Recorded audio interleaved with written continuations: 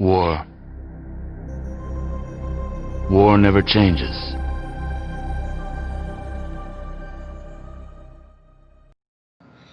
Welcome back to episode number 5 of War Never Changes. As always, I'm joined by my friend Phil. Phil, how are you doing today, sir?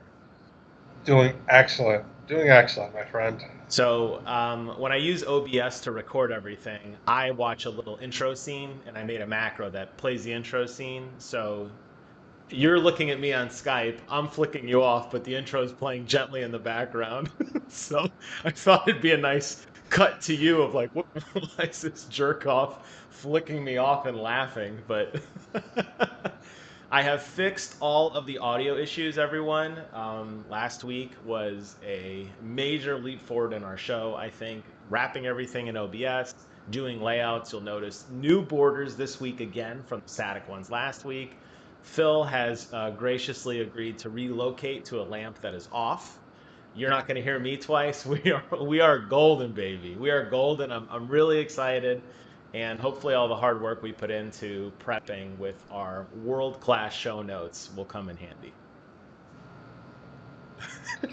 Very nice. So I wanted to start off today. We talked a little bit about this, but I think this is a good intro into what our first topic is. And I was thinking of a cool name for the show. I mean, not the name of the show. Obviously, it's War Never Changes, but the episode. I was thinking of a cool episode name. And the episode I came with is Under the Shadow of E3. Okay. I was thinking episode 6, the prequel.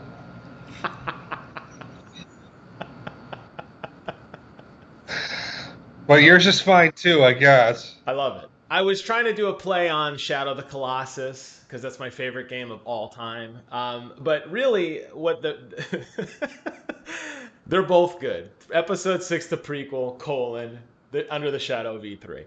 Um, Yes. what I was thinking about, what we were talking about as we talk quite a bit outside of the show, is there Okay. too much coverage this year? Is there too much? Now, I am a huge gamer, clearly. Let me ask you, when did you first hear of E3? And does E3 mean anything to you outside of knowing it's a game conference? Let's start there. E3 does mean something to me. I get excited for E3 every year, and I always tune into the Bethesda showcase if they Yeah. have one. I always tune into the Microsoft, Sony, and Nintendo showcases if they have them. And any other random thing that I may be interested in, like sometimes Activision will do something, or Ubisoft, or whatever. But I always get excited for them because I know that all the games that I'm hoping are going to get announced are either going to get announced or they're not going to get announced, but something cool that I didn't know about is going to come. So I do get hyped for them, but not nearly at the same level as you. Do you remember your first E3, like when that was? Do you remember like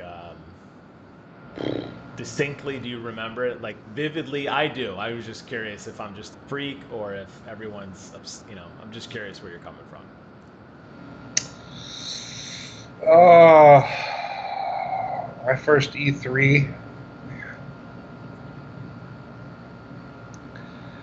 I want to say 2009. Do you remember what they launched in 2000? Now I gotta look this up. Now you got me wondering. Was 2009 a good year for E3? Because there's been some bad E3s, for sure. Let's see what they had. So it's Xbox 360, PlayStation 3, Alan Wake, Halo Reach, Call of Duty Modern Warfare 2. Yes, Halo Reach. That's when I figured out that I was going to get Halo Reach, and I ended up getting the Halo Reach Edition Xbox 360. Hell yeah, you did. So I remember, and I know I'm a little older than you, but I'm hopefully not that old. I know you know what a magazine is. There used to be Oh, magazine what? coverage. What? Huh? I'm getting the wax. What? What's paper? What's paper? There used to be a magazine, there's a couple of them, EGM, which was Electronic Game Monthly, and GamePro. And before they started covering E3 on TV, all we got was magazines. So I'd ride my bike up to the local bookstore, and they had a magazine section, and I would sit there because I was poor. I couldn't afford it, but I would read the magazine and I'd leave as fast as I I could. remember the first time I ever read Game Pro is because I forget. I think the game's called Magna Cum Laude. It was like I gotta look this up. it Okay. was like a creepy, like pervy game, but it was supposed to be like funny. Um, and I remember it being on. I remember it being on the cover of Game Pro in the office in the waiting area for my dentist's office, and I read it, and I was like, "Wow, this is cool." And then I looked, and there was something about Zelda in there, and I got into it, and I was pissed when I was double pissed when I had to go in to see the dentist. One, because cavity; two, because they took the magazine away. Bastards. It was actually Leisure Suit Larry. And Yes, I'm looking at the box yes, art now, and it's him standing there between two girls with super low cut shirts, and his head's in the middle, and they're like on each side of him. And that's yeah, probably the cover you saw. yeah. Um, okay, so definitely some lineage there in magazines. I just remember going to going to the Borders at the time. They're long gone, but going to Borders, reading the magazine, and just being blown away. And it wasn't until I think 1999, maybe 98, that I remember they actually started televising just the keynote speeches. That was the year, I don't know if you remember the Dreamcast. The year the Dreamcast came out, it was a shock launch. It came out of nowhere. As a matter of fact, the guy got on stage and said, "Hey, Dreamcast is available right now." And developers weren't ready for it. No one was like, "What the hell's a Dreamcast?" There was no marketing done for it. There was no logistical back end done on it. So people are going to stores and they're like, "We don't even know what the hell a Dreamcast is." Um, that was the first year I remember watching it. I remember that very, very distinctly on stage. Think more like, what's a Dreamcast? Because the magazines weren't covering it. Nobody knew what it was. It was a total offshoot. Um, Dreamcast was OPAF. it was. It was way ahead of its time. We should totally do an episode dedicated to nostalgia consoles. And I could talk to you for hours about Dreamcast modding that I did, and the fact that it was the first console to have internet connectivity and updates and the memory, everything. Yeah, we should totally do that. That'll be a good show note in the future. Um, so when E3 was televised, June became my holiday. That was the biggest event of the year for me. It was E3 is always around June, sometimes towards the beginning, sometimes towards the end, but I was in love with E3 to the point that when I finally got my first job in 2004, working at a contractor for the Department of Transportation, when I interviewed, I told them because they wanted me to start in June. I told them, I'm like, listen, I can't start right away. I need an extra week because I need to watch E3. And they all looked at me like, what? What is E3? And I explained it's a video game conference and I'm like a huge nerd and like if I was at work, I wouldn't be able to focus, so I needed to extend it another week. And they're like, yeah, that's fine. So Dude, I would have sent you packing. I don't play games like that, man. I would have sent you packing. And I'm that like a video game guy, and even as a video game guy, if you said that to me with a straight face and you were serious, you're done, gone, that but off, that's off the table. that's me, man. That's my life. So I had to go. I had to watch it. And for years watching, obsessing, studying it, that as the internet started to take off more, as Twitter started to take off, as Twitch, eventually Mixer, not so, took a while, but Mixer finally got going. Man, oh man, like the amount of coverage just in that 1 week was insane, to where I would always take the week off of work and it would just be my event. I'd stay at home. I had a little ritual. I'd go get Wendy's. I'd come home. I'd watch the Microsoft conference first. Then Sony did things for a while where they would, I don't know if you ever got to do the theater experience where they would rent out a movie theater and you could go and like you would get to sit and watch the screen, like the movie theater screen, and it was the Sony announcements. They'd always Mhm. give away a little swag. I have a bunch of stuff on my desk of like different. They called it the PlayStation E3 experience. So I went to those, all cultivating going to E3 not once but twice, getting to go to FanFest not once but twice. Blew my mind. So when I heard E3 was going away this year, I was crushed. I was crushed because that's my life. That's like saying Mickey Mouse is dead. You know, it's like sacrilegious, right? So Shame on.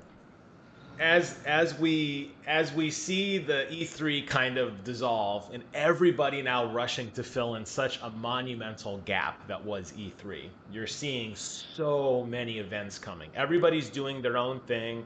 All the small developers are huddling together to put on their own shows. And inside Xbox is, ramping up their show stuff.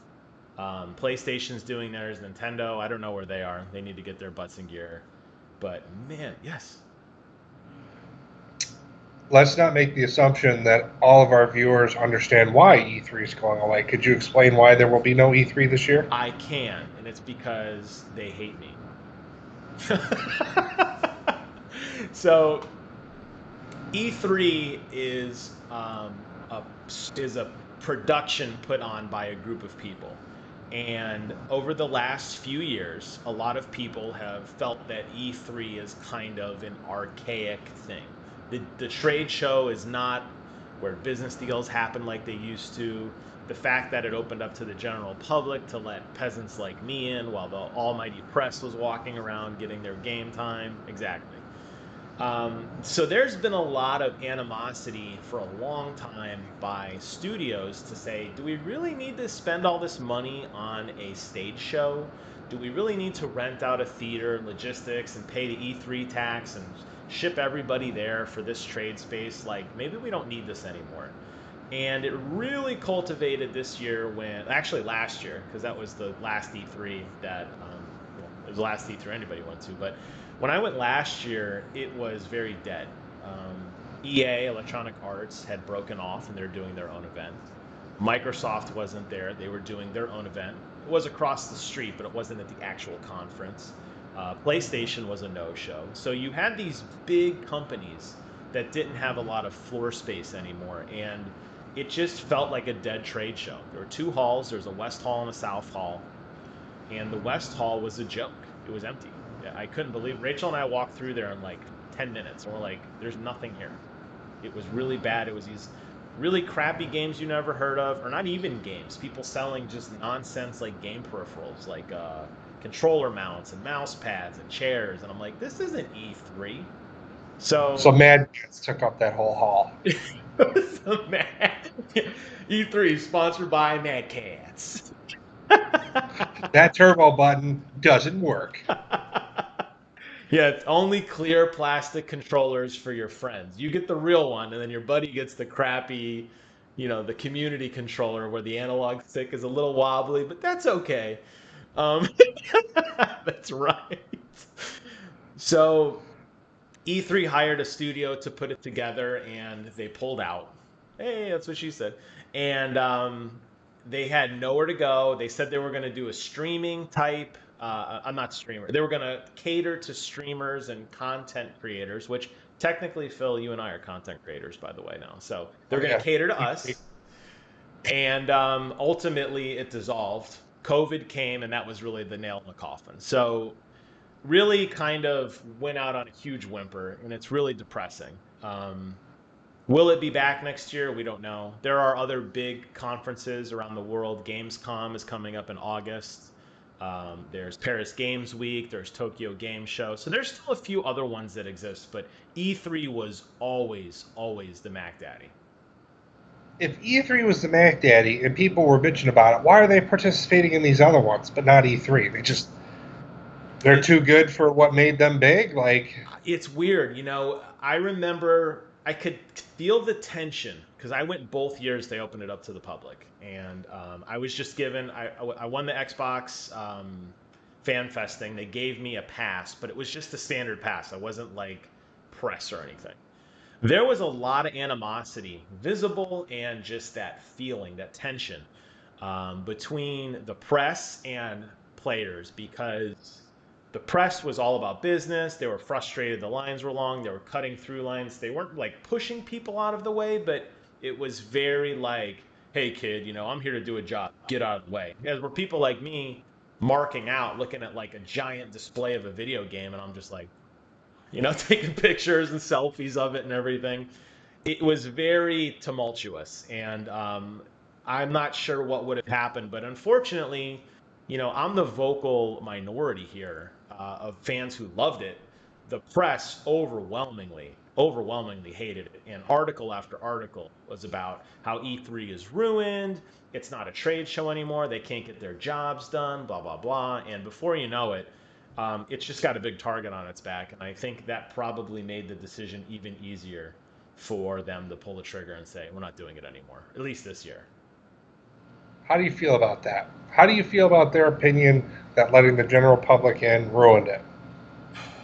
Well, I was very upset when I heard it because the only reason the press is in power, if you want to think of it that way, they love to say behind closed doors, the special swag that they get, the special VIP lines they get to go through. The only reason they get that is because the publishers are catering to the press, because a dollar spent on the press is going to go way farther than a dollar spent on me as just a fan who has a very, very tiny channel. And even if I didn't have a channel, really, as where, IGN or Giant Bomb or some of these other giant, websites reaching hundreds of thousands of people, they're going to want to wine and dine those people. It just makes smart business sense. And I understand that, but it's the people in press, not that they have to be gracious of every step that they take, like, oh, thank you so much for letting us in. But they took it a step further and they attacked everybody else. And that really does, I don't like that. That does bother me a lot. Okay. For sure.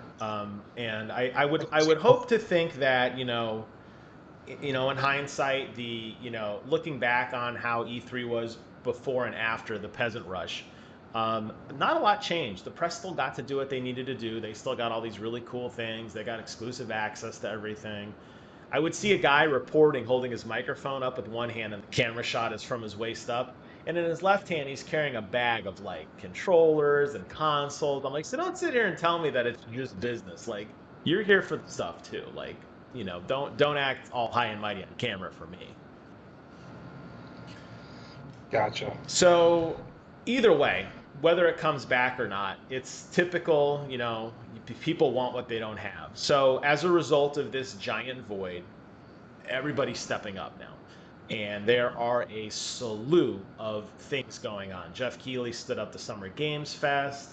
Xbox is doing Inside Xbox. PlayStation has ramped up State of Play. I assume we're getting a Nintendo Direct at some point.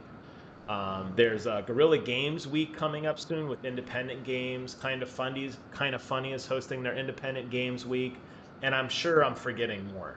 But it's exactly, it's hard to keep track of everything going on, which raises the question, which is what we started to talk about, which is kind of the first main point of this was, I'm jaded. I'm a pro super E3 fan. I love it. I miss it. Give me all the news and then some. I'll make it work. But I feel like people are starting to say they're getting burnt out because there's too much news, and people are like, I miss E3 when it was really clear and concise, and Microsoft got on stage for 1 hour and told you everything you needed to know, and PlayStation got on stage for 1 hour and told you everything you needed to know. So for you, what do you think about all of this? How do you think this plays out? I don't think it's too much. Obviously, there's an audience for these sorts of things. Gaming is a huge industry. They know that there's things that we want to hear from, and there's a lot of big players in the market that have to get their point across. If they've got the money to fund their own thing, fine. I wish E3 would come back purely because I also enjoyed the conciseness of it, and I feel bad for you because it was such a big passion of yours, and I just want you to be happy. But the people that say it's too much and there's too much coverage, I don't buy into that. If you're not into that sort of thing, then just turn it off. You have free control over what you click on your computer or your phone. And if you don't want to read about XYZ game, you only want to hear about ABCD game, then go look at ABCD game and be done with it. Like, I'm into it. I want to gather as much knowledge as possible so that I can make informed decisions. Yeah. Also, it gives us stuff to talk about and discuss on here. So, from Free my content. perspective, I think, from my perspective as a content creator, Listen, you are a content creator. yeah, You got like from 80 my views under your perspective, belt, at least. yeah, from my perspective Yeah. as a gamer, I like to hear about it, man, because gaming is a big part of my life. It's certainly not as big as part of a life as yours, but I mean, you take things to a freakish level. Apparently, if you like delay starting good-paying jobs to watch TV about video games, First it's job not like ever. it, I'm. I'd say that I'm disappointed in you, but I'm actually a little proud of you. Listen, I'm telling you, man, It that's my it life. worked out. It worked out, man. It worked out, all for the best. Yeah, But I hear you. yeah, I like it. That's like, that's like saying, we hear too much about ice cream. Well, if you don't want to hear that much about ice cream, turn the channel. I like ice cream. I want to hear more about ice cream. Yeah, I've noticed that people have, and I do this too, I'm guilty of this as everyone else is. People are so critical now of when, like, Jeff Keighley said, hey, we're doing the Summer Games Fest. He comes right out of the gate with Tony Hawk's Pro Skater, 1 and 2 remastered. Everyone loses their minds. I mean, to me, as a huge Tony Hawk fan, blew my mind. Oh my God, like that's such a great announcement. Then the next couple announcements were, they had the Unreal 5 engine, which was eye candy for sure, but it's not a game. Then they had a Valorant playthrough, a game that's been in open beta closed beta for a very long time. People are kind of like, well, that's not a big announcement, and everyone's starting to be critical. Like, you said you had a big announcement, and on a scale of announcements, we're kind of down here. Like, we're not really making good announcements. And to me, I'm like, hey, if you want to talk about anything, I'm there, dude. I'm number one. I'm number one in line. I'm eager, and I'll listen to anything you got to say. Yeah, I don't know what people think gives them the right to determine what is and what is not exciting news for the entire industry. Um, It's true. you know, People who have larger platforms that give themselves the credence to say things like that, they may have insight that the average person doesn't. They may take that for granted. They may hear things because they may have industry context. They may have relationships with these publishers or these studios, so they know what's coming down the pike. But you with your 2,000 followers and us combined on our channel where we don't even upload videos anymore for some reason, we don't have those kind of contacts or insights. So. Um, if someone that I want to hear talk wants to come talk, I want to listen. And Yeah. please don't ruin that for me. If you don't want to tune in, don't tune in. Go fuck off. Go outside and play hide and go fuck yourself. My favorite game. I was just playing it right before. That's why I was a little late. I was. Yeah. But I agree Came with you. sweaty. I, I agree. I do agree with you, though. I think that if people don't care, then that's fine. Don't care. But it's so funny to see how fast the opinion is polarizing now. People are talking about, boy, I sure miss E3. And man, back, you remember a good old time when it would just be an hour long instead of me running around and finding all these things. It's so boring and I don't care. And I'm like, well, I agree with you. But I think partially why I wanted to talk about it was for our own little slice of internet heaven to just spread the good word and say, hey, we do appreciate it. But I think also it's just a reflection on whole, I mean, way outside of gaming, just society in general, that, it's very easy to be a keyboard cowboy and just type crap on your keyboard and not have to kind of own up to it. But it's interesting because this is a really exciting time. This is a launch year for two major, major competitors that have been at each other's throats for 20 years. Like PlayStation 5, Xbox Series X, this is a huge fight. This is monstrous. They'll be nice to each other on Twitter, and Shuhei Yoshida will write Phil and say, hey, Phil, great job. And Phil will write back, hey, Shuhei, thanks. But reality, man, if they had a button on their table that said nuke the other company, they'd be pressing as fast as they could. No doubt about it. I agree. I agree. And I also don't ever want to let myself turn into the cynical keyboard cowboy because we have to remember, as the people that are the end users and the people who ultimately get to enjoy these games, these are the fruits of years of 60-hour weeks of labor, of unbelievable stress. Yeah. I mean, the amount of talent that you have to create original storylines and put together games like this so that we can enjoy it for 20, 40, 50, 60, 80, 100 hours or more is a Herculean task. And so, yes, from the bottom of our hearts, the people that work hard to put together these press packets and these trade shows and these games, we do genuinely appreciate your hard work, and we are grateful for you. And we hope that E3 comes back and Jim will be lined up for his plane ticket, his ticket to get in the door. Number one. And I'll be saving my money for Disney. I will tell you the amount of money that, the fact that, when Rachel and I were dating and she knew I was a big gamer and she knew I was into all this stuff, the amount of money we've spent running across the country to go to conferences, because most of them are in California. We have flown out there 6 times for game conferences between BlizzCon and E3 to fly. That's like our annual vacation. That's all we do. We save up money, we fly home. That's it. So despite all that, I would do it again in a heartbeat. If they said, hey, just kidding, E3's on, F you COVID, I'm going. I don't care. I'll wear 2 masks. I got to be on that plane. Pauline asked me the other day if I would ever, since we're doing this now, she actually randomly approached me about this while we were in the car. And she said, hey, because you had talked about it yes, on cruise that you go to E3. And she goes, would you ever want to go with James to, Jim or James? I think she called you James. Would you ever want to go with Jim to California? Reginald, please call me Reginald. Yeah, Reginald. Would you ever want to go with Douchebag out to California to a game trade show? And I said, you know what? Yeah, but I probably wouldn't, because that money spent would be thousands of dollars and it would only benefit one of us. But now that I'm thinking about it and you say California, if it was close enough to Anaheim, it is. Los Angeles. It's very close. We could go in 2 days. Yeah, we could go and do 2 days in Los Angeles and do E3 and then rent a car together, and all 4 of us could go down, use our DVC points at the Grand Californian Hotel, and we could Disney World or Disneyland. If we could turn it into a Disney trip, and it could benefit both Pauline and myself, then I wouldn't be selfish. But it was nice that she would let me, because we both contribute basically equally to our finances. I understand.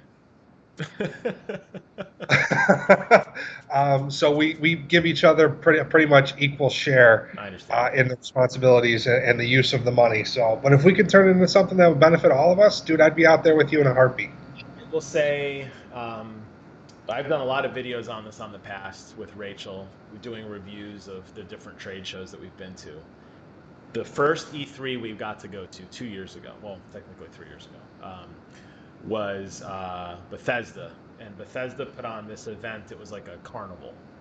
It was like the Bethesda Carnival. And they had a big Ferris wheel, they had all these rides, and it was like themed areas. So they had like the Elder Scrolls themed area. They had the the Doom themed area.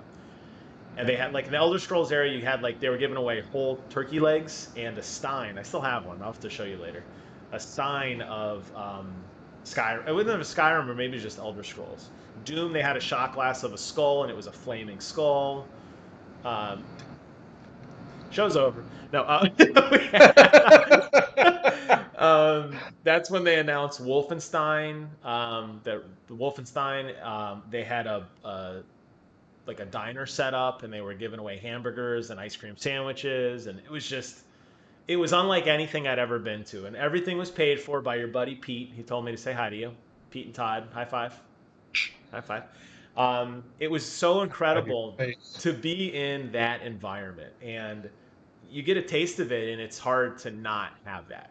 So yes, I think if it does happen again, absolutely, if we can figure out a way for all of us to go and morph it into, E3 and then something else, I'm totally down for that.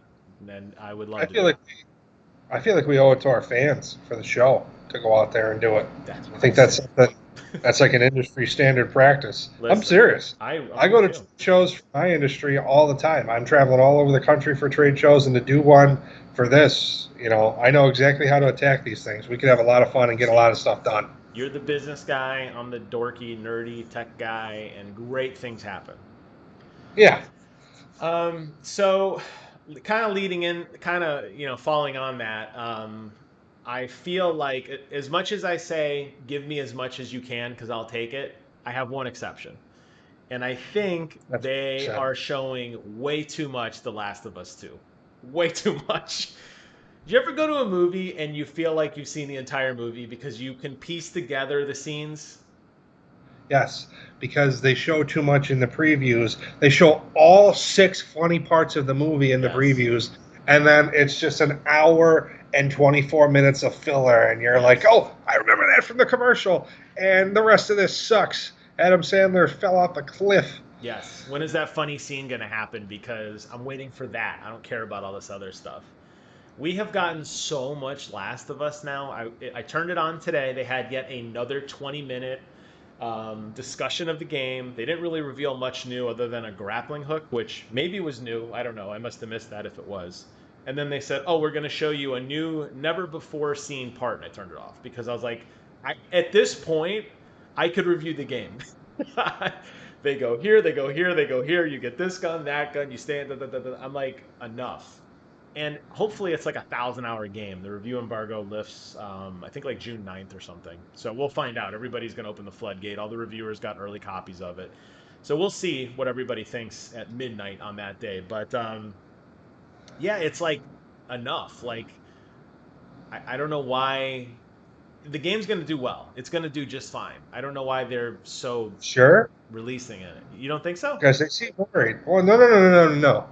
No, I'm not going to make a statement on it one way or the other because everyone here knows, based on what I said the last time we discussed The Last of Us, that I played the first one and I didn't like it, and I've taken no interest in the second one. But if you were a game studio and you were worried about garnering interest for it in the midst of all this nonsense going on with the console wars, what would you do? Because the smart play is never to oversaturate the market with a yet to be released IP or product. Get some hype around it, do some teasers, but like 3 20-minute different gameplay sessions, like they seem that to me that says we're worried. I never thought of it that way. It's an interesting space right now because there's no competition against anything else. It's coming out in the middle of June, which is typically designed for trade show space, which we're not having really, or maybe we're going to have, we'll see when things come. Like EA announced, or I'm sorry, not EA. Ubisoft announced they're doing their trade show a month later, so they're not doing theirs till July. So you're not really competing with anything that's coming out. There's no like, it's not like Halo's coming out next week or Titanfall 3 or you name it, right? I mean, they have June to themselves on lock, and then they have Ghosts next month on lock. So it is interesting that they keep like reminding people, like, hey, don't forget. And it's not like they've showed us any PlayStation 5 news, so everybody's forgotten about PlayStation 4. But you know what? That's an interesting point. I never thought of it that way. It makes you wonder if, um, yeah, they want to keep it on your mind just because maybe they, I don't know. I can't believe they don't buy in it. Naughty Dog is like a world-class studio, though. But Yes, yes, they certainly are. But we've seen AAA studios fall on their faces before, and Halo. we've seen we've seen beloved stories and beloved characters be ruined by money hungry or uninsightful individuals without naming any names. David Benioff. Hey, the first few seasons were phenomenal. Okay, Yeah, when they had source material. that's true. That's true. Um, but no, I just dude, this may come out and break every record in the book. It may be one of the biggest launches of all time, and I hope that it is because again, it's a culmination of a lot of hard work. They've invested probably 70 to 80, if not $100 million in its development, at least $100 million in its development. I hope that it goes gangbusters for them and they continue to make beloved games.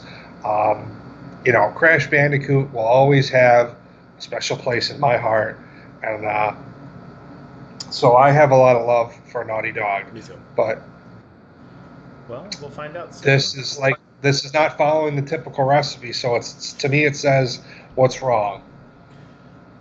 You may be right. I don't know. I mean, I would think that they would take this opportunity. You know, a lot of people are wondering, when is PlayStation 5 coming out? When are we going to get news on that? And I've heard rumors, a lot of rumors now. It sounds like next week. Sounds like June 3rd is the new date.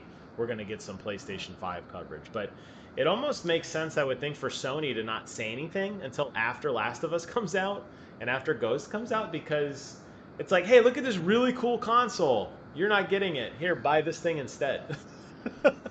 It's kind of like counter. I mean, look, and it's going to do well, but it's kind of like it's kind of counterintuitive to itself in a way, timeline wise. Yeah. Xbox, Xbox Series X, and so Xbox Series X and PS5 will both debut Tuesday, November 24th. Put it on your calendars, folks. Oh, you're telling me they're going to launch at the same time? Oh, yeah. Okay, I'm going to write this down. I'm going to make a notepad. Tuesday, November 24th. Wow. Side by side. Here's Xbox on the shelf, and here's PlayStation right next to it. Maybe not side by side, but both you. consoles will be available. Both consoles will be available by Tuesday, November 24th. Just before the Thanksgiving holiday, just in time for one of them to do something shady and put together a Black Friday bundaroo. That's right. You're gonna. If you get that reference, you get 100 good boy points. You get 100 GBPs, baby. So okay, well, we will see. I'm really curious. I know you said you weren't a huge fan of it. I pre-ordered the collector's edition. I'm gonna be the day it comes out. I'm gonna go in a hole and play it until my eyes bleed, because I am beyond excited for this game. Well, hey, you're a big fan, and that's great. And I'll do my best not to bother you that day. I'll send 6 polos instead of 7. Thank you. But yeah, man, I'm excited for you. I'm excited that you're excited, and I think that's enough conversation about The Last of Us. Switching gears to another awesome game that you finally jumped on the bandwagon for, Call of Duty Modern Warfare. What made you pull the trigger this week? You. I wanted to play. I wanted to have something else to play with you. We play a lot of games. Well, now that you've hopefully fixed your router, we can try Farming Sim again. That's unfortunately no updates, guys, that I was not able to play. Because Phil was on his phone and he had some closed NAT. I was like modem. I don't know what he was doing, but we think this is fake news. All right, this is fake news right now. I've never not liked Call of Duty. I just wasn't interested in some of the ones that came out. I was religiously buying Call of Duty. I can remember, was it Call of Duty or was that Battlefield? Big Red 1 for GameCube. Was that Call of Duty? It was a red? Like Big Red 1. It was an actual military infantry unit. The Big Red 1. I have no idea what that even is. Was that Battlefield or Call of Duty? I have no idea what that is, so we'll say Call of Duty. Let's Google it. I'm Googling Big Red 1, and it looks like there's a movie, the 1st Infantry Division. Call of Duty 2, Big Red 1 is where I started my Call of Duty love on the GameCube. And I've been following the series ever since then. So it's not as though I didn't love it. And then Call of Duty Modern Warfare came around and revolutionized online gameplay, especially for shooters. And I was super into that. Then Modern Warfare, World at War, or Call of Duty World at War, and then Modern Warfare 2, Modern Warfare 3, Spec Ops, blah, blah, blah, blah, blah, blah, blah, all the way up to Ghosts. And then, you know what, Infinite Warfare came, and it's like, we're going to space. And I'm like, no, we're not. I didn't buy it. But like, you've been giving me really good reviews of the new iteration of Modern Warfare. So I figured, you know what? I've got the itch. Yeah. I remember how much fun I used to have playing online with my friends. I'm going to just go buy it. So I went and bought it. And dude, I mean, how much have you heard me laughing like an idiot into this microphone, just having a blast, even though I'm getting my ass handed to me? Every single game, I am on the bottom of that list, but I'm having the time of my life. Yes, I will say you have cackled like almost levels of my cackling, because I cackle uncontrollably when I play. Yes, it's a fun game because I don't know. It's just very polished. I think Call of Duty in general has always been a very polished game, and it just you kind of know what you're getting into. The controls feel right. Every gun is different enough that you can find what you like. You can find the skills you like and the perks and everything. And once you get a feel for the map, um, it's very addicting. It really is. Yeah. I really like it, and I get screwed out of kills left and right. I'm getting spawn killed, and I'm still like not complaining. I'm just screaming "Holy fuck!" or "Holy shit!" or "Oh my god!" or just like laughing because it's so much fun. It's so engaging, and oh my god, we made the mistake of trying out Spec Ops last night, and that went terribly. It went terribly, but it was still fun. I have never heard you rage. I thought you were gonna quit. I legit thought you were gonna just like throw your headset down and walk away.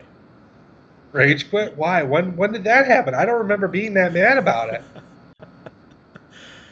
Are you being serious? Yeah. Okay, so Spec Ops for everybody who hasn't yet played it, because honestly, it's definitely a very different beast than Call of Duty proper. Forget the run and gun, forget the grab a gun and just run in there and just, jump and slide and machine gun. This is extremely tactical, walking, coordinated pushes. Okay, heal, cover my flank, blah, blah, blah. We spawn in at the same time, we take an objective and move on. Vastly different than anything Call of Duty has ever put out, in my opinion. I would agree.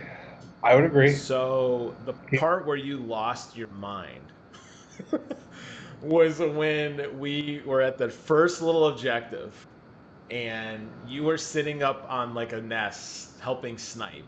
And I ran in and we got the point, and then we had to go to the second point because there's three. We didn't know. We thought we beat the game after getting this stupid little radio. We go to the second point is somewhere else, and you go, Jim, I can't see it. I can't see it. I can't see the point. I'm like, that's because it moved, Phil. And you're like, wait, there's another point? And I had died at this point, so I was spectating your screen. Your character is like laying on a hill. You stand up, doink, just died. Like you just ate a shit sandwich so hard. You just face tanked like a 50 caliber right in the fucking gullet. And I'm hysterically laughing, and I could hear you just go. After all that time getting on your perfect little spot with your sniper rifle and your ammo and everything's ready, it's like, nope, do it again. And I think shortly thereafter we decided we were done. I didn't quit. You quit. You said you're going to work on a video. Now I'm finding out you're just trying to get away from me. No, it was getting late, and the reality is we had already lost one teammate, and it was getting harder. I really Our teammates sucked, Jim. They sucked. not that we're pros, but I feel like I can hold my own in Call of Duty. The guys I was playing with would like throw a grenade against the door frame and then like knock themselves. Like, what are you doing? Like the freaking Three Stooges over here. I mean, you were way back sniping, and it did help because we eventually were able to get the point. You did, everybody did their part. By everybody, I mean you and me. But yeah, I feel like if you're going to do that, you got to coordinate with four people you can communicate with, and four people who at least understand the core Call of Duty, like how to shoot, how to revive your teammates when they're knocked, how to call out income, anything useful other than throwing a grenade at a door and killing yourself. Yeah, or like dropping ammo when you're the guy that drops ammo for the team. That guy, if I ever meet that guy, I'm going to punch him in the face.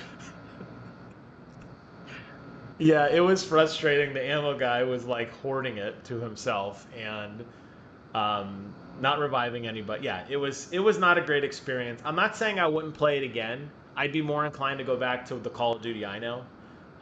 We'll have to try Ground War. Maybe we can talk about that the next time. We'll play that over the weekend or something. You could tell me what you think about that. It's very, very. It's on a big scale battle, but it's not. You're playing against other people, and it's a little more Call of Duty-esque. It's a lot more forgiving in terms of infinite AI with perfect 20/20 vision, and they never miss or anything.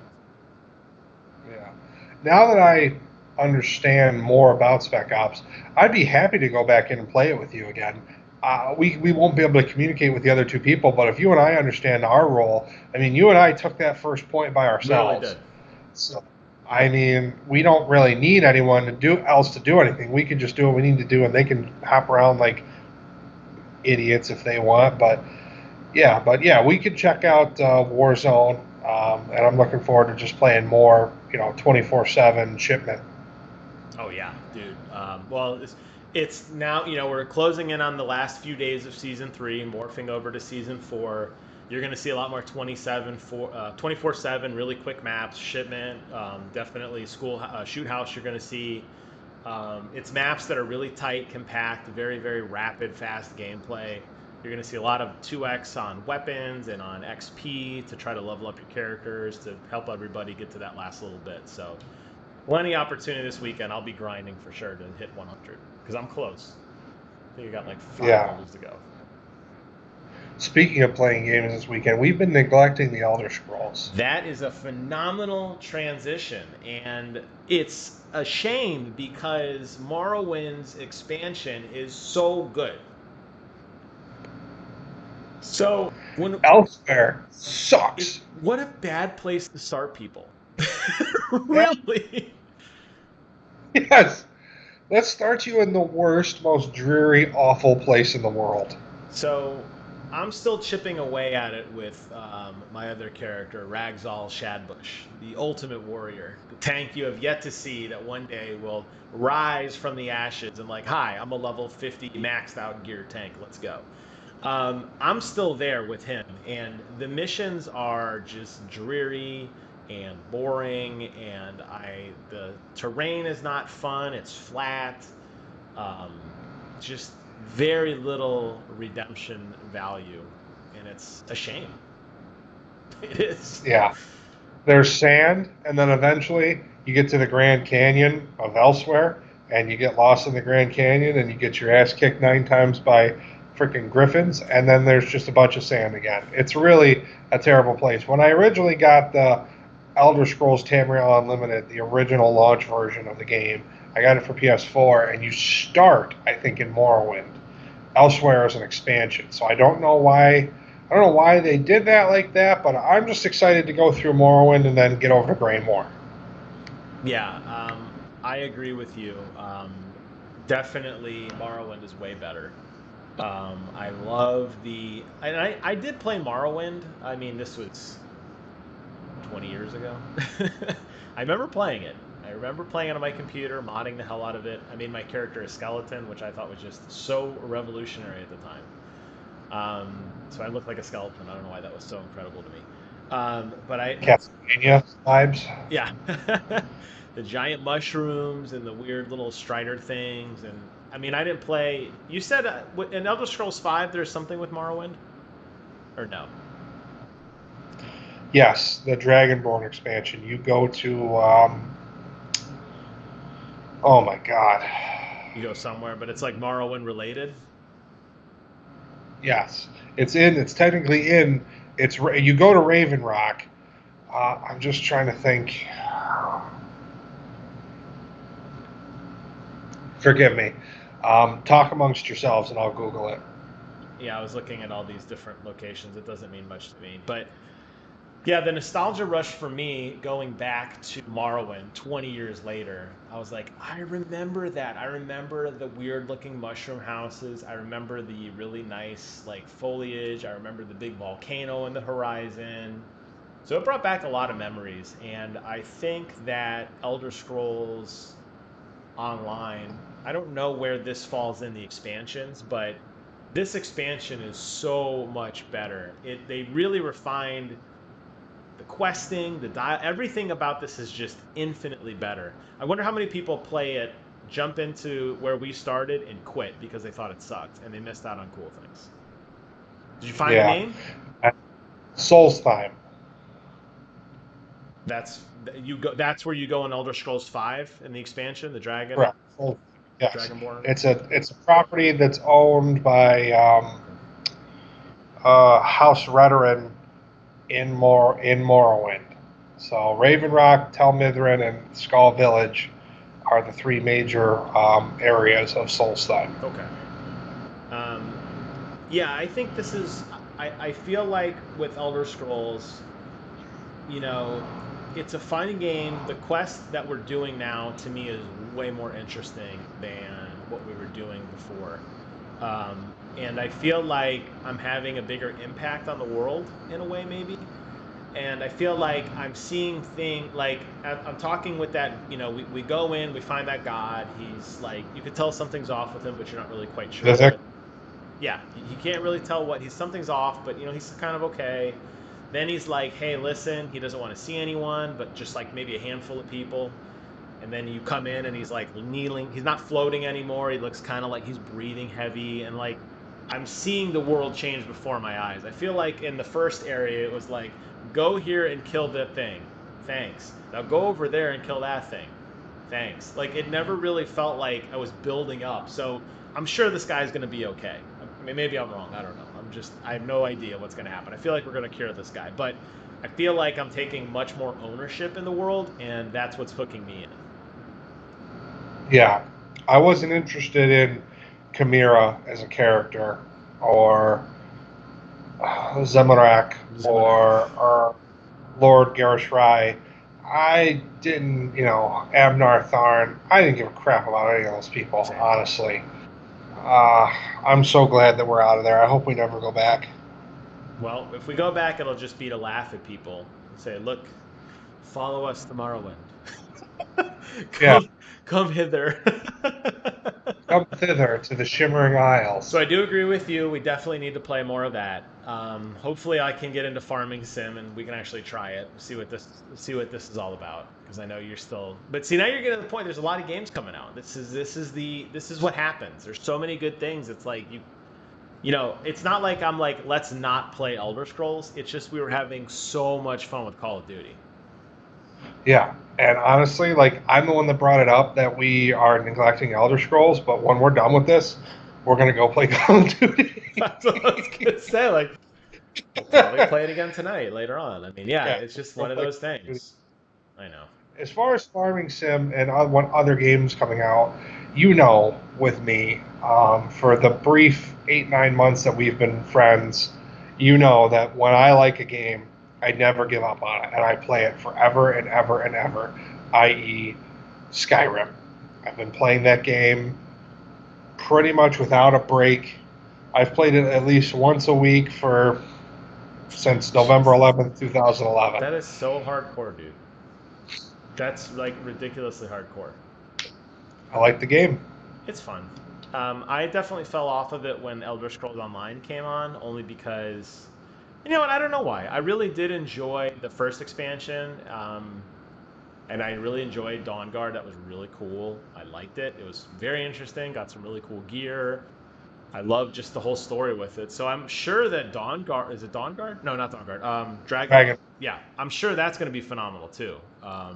It is. But I don't know. If I feel like I have free time and I'm in an Elder Scrolls mood, Ragzal Shadbush, man, he's out there killing boars with a damn stick, just leveling up that one-handed.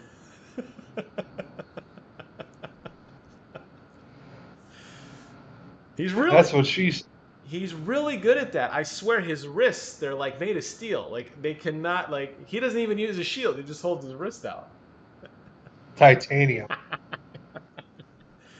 So, in closing, is there anything else this week that is burning a hole in your soul that you gotta let people know about? Or you feel content with what you said today? I feel like we want to know what you guys think about mobile gaming. Leave us something in the comments on what your interest level on mobile gaming is, because it's something that Jim and I talked about. We don't want to take it for granted because it's the fastest growing segment in gaming. Oh yeah. And there are some good games out there. Like, Jim has a particular affinity for the Elder Scrolls Blades, and that is a mobile platform game. It is. And apparently it's a very high quality one, and it's free. So you tell us what you think, yay or nay on mobile gaming, why or why not. And if the why not is strictly related to microtransactions or pay to play, don't even bother because we understand. Yes, agreed. Oh, Phil froze in place. This happened last time too. Phil, are you alive out there? Oh, Phil has a poor network connection. We're waiting for Phil to come back. Phil, can you hear us?